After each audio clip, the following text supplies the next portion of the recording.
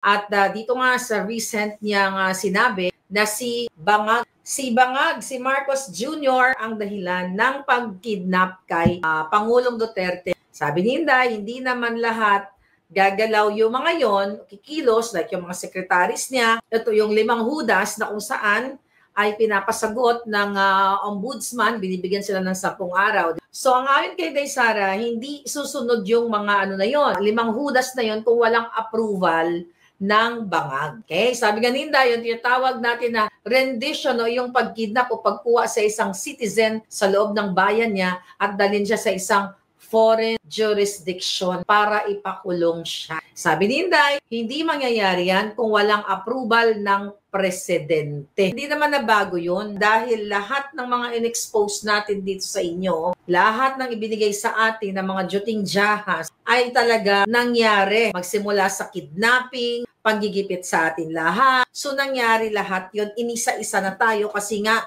gusto tayong gurgurin. So ngayon, dahil sa pinakidnap nila ang Pangulong Duterte, nakita nyo naman kung paano magsinungaling doon sa Senate hearing, etong mga kampon ng mga bangag kung saan, sila ang utak ng pandurukot kay Pangulong Duterte. Kaya ngayon, ay inutusan sila ng ombudsman, yung 5 hudas, para mag-submit ng kanilang sagot dito sa kriminal na gawain. At nakakasuhan sila ng criminal administrative ayon nga sa ombudsman. Kitang-kita nyo naman kung paano illegal o kinidnap ang Pangulong Duterte. Hindi po siya inaresto lang na ganun-ganun na lang kundi ito ay pwersahan at ito ay kidnapping at sinabi nga ni Vice President Sara na ito ay pwedeng kasuhan ng impeachment talaga si Bangag dahil ito ay betrayal of public trust. So kitang-kita nyo naman kung sino ang hudas, kung sino ang mga 5 hudas. Kung saan pinadala nila, kinidnap nila ang Pangulong Duterte, nakipagsabuatan sila lahat. Nakita nyo naman kung sino-sino ang mga kasabwat, si Remulla, yung 2 magkapatid na hudas, si Bonjing, si John Vic, na harap-harapan na nagsasalita doon sa kanilang kampanya sa lugar nila na may migay daw ng bilyones na pera si Tambaloslos, pero ito ay pera ng bayan at sinasabi pa niya, pinagmamalaki pa na wala pa akong lagay dyan wala pa daw siyang lagay. So ibig sabihin, sanay na tumanggap ng bribe. Ang mga Remulla, itong si crush ni Lisa Tanas, magtanggap o manghingi o kumubra ng pera galing sa gobyerno. Kaya dinig na dinig yun lumalabas mismo sa kanilang mga bunganga. At nakikita naman natin, ang Pangulong Duterte, kahit hindi nangangampanya sa Davao, ay napakataas ng agwat sa mga kalaban niyang mga hudas. So ngayon, dahil pinapaliwanag itong 5 hudas na ito, si Marbil, si Torre, yung si Uling Torre na yan, at yung si Marbil na okay lang ang gumamit ang mga kapulisan ng pulburon o nang pinagbabawal na gamot, ay ambot sa inyo kung hindi pa kayo nagising. Kung ay pa kamukabugtaw, ewan ko na lang. Diyan yun itong mga taong ito. Itong mga hudas na ito, si Remulla, harap-harapan, itong mga Remulla na umaamin na sila ay tumatanggap ng bribe. Yun nga, dinig na dinig nyo naman yun. Itong si Marbil, harap-harapan na sinasabi na okay lang magpulburon o gumamit ng ipinagbabawal na gamot ang mga pulis kasi to extend hours. Kaya no wonder, ang dami pong aksidente, ang daming krimen, ang daming nagaganap na krimen sa ating bayan. Next, itong si special envoy nila na si Marcos Nakalilaw, nakitang-kita na nakaredy na ang kanyang pasaporte noong araw na kidnapin ang Pangulong Duterte. Dahil itong sila Kanilaw, pinakita ko na sa inyo kung anong ugnayan nila ni Lisa Tanas. Dahil si Marcos Jr. ay wala po yung balls. Pinibigyan lang ni Lisa Tanas siya ng mga pangsinghot. Kaya singhot to the max lang yan. Hindi yan ang nagpapatakbo ng Pilipinas. Paulit-ulit kong sinabi sa inyo, hindi nagpapatakbo ng Pilipinas si Bangag. Siya ay nagbabasa lamang ng script. Nakita ninyo, imbes na puntahan yung mga namatay, na biktima ng mga aksidente, nag-deliver ng kanyang script. Sabi nga na nag-comment, ChatGPT script, AI script. Ganito ka walang puso at saka hindi mo mararamdaman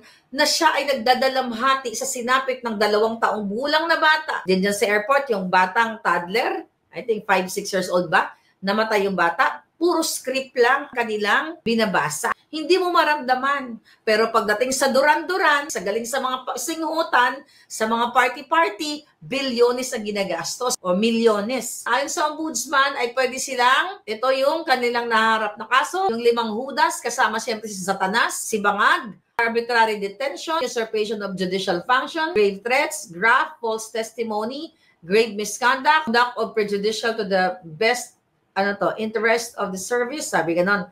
At ito ay what? Binibigyan nga ng 10 days para sumagot itong mga Jotang Geneves na itong mga Judas na ito. So ngayon, tingnan natin kung gaano. 10 days sila pinasasagot at iimbestigahan pa yan. Magkakaroon sila ng preliminary investigation dyan sa ombudsman para tignan, syempre, mga lahat ng ebidensya. Kitang-kita naman yon, mga kasinungalingan nila sa Senate at doon sa mga video na nilapastangan nila ang Pangulong Duterte, nilapastangan nila si Miss Sanilet, si Kitty, yung bata na, although she's 21 years old na, mabilis mag-mature sa pakikipaglaban. Pero ngayon ay umaakyat na sa entablado, ikaw ba naman ang makaranas na kinidnap ang iyong ama, na nakikita mo sa harap mo mismo, na pilit mong ina-assert o pinanindigan ang iyong karapatan bilang isang abogado ang Pangulong Duterte at ang kanyang mga abogado, pero ano ang ginawa nila? Pinilit na isinakay ang Pangulong Duterte sa eroplano dahil akala nila pag sinakay nila ang Pangulong Duterte, wala na silang problema. Pero the more na minahal ang Pangulong Duterte ng taong bayan at the more na agresibo ang ating Vice President sa pangangampanya sa black voting sa Duterte 10. Pag nag-submit sila ng kanilang mga counter explanation, ay pwede na silang suspendehin. Kung ito ay may basihan, katulad ginawa kay Wakwak, di ba? Right there and then, pwede magkaroon ng preventive suspension dahil kitang-kita naman mga kababayan at for sure kapag naisumitin na nila yung mga kasinungalingan nilang ebidensya at mailatag din, mailatag din ng pamilyang Duterte yung mga ebidensya. Well, actually, hindi mo na kailangang ilatag. Kitang-kita na kung paano nila kinidnap ang Pangulong Duterte. Kaya nga sabi ni Vice President Inday Sara na hindi mangyayari ang kidnapping na yon kung hindi inaprobahan ng bangag. Pero ang nag-approve talaga dyan, si Satanas. Si Lee Satanas dahil yan ay may history na ng kidnapping sa Turkey. Yung 2 minor de edad na bata. Ang katakot-takot at patong-patong na kaso ang kaharapin ng mga ito. Pero ang punto de vista dito mga kababayan, I hope yung ating mga magigiting dyan sa ombudsman ay hindi magpabayad o magpasindak dito sa mga bangag na ito. Dahil patuloy tayong Patuloy tayong sinisindak ng mga yawa na ito. Sinisindak ang mga vloggers, halos po lahat kami, for your information. Sa aming group chat, pinadalhan yung ibang mga vloggers, I don't know, sila na bahala magsabi kung bigay ng statement sa kanilang mga Facebook page. So lahat kami pinapadalhan ng mga subpoena to warrant of arrest. Ako hindi lang po warrant of arrest ang ipinadala. Pinadala nila dyan sa peking address nila sa Pilipinas, fabricated address nila, pero may assassins pang pinadala sa akin dahil gusto akong gurgurin. Katulad ng sinabi ni Inday Sara, di ba, na gusto rin siyang gurgurin, hindi siya titigilan kung hindi siya nakukulong o hindi siya nagugurgur. Recently, sinabi ni Inday Sara yan.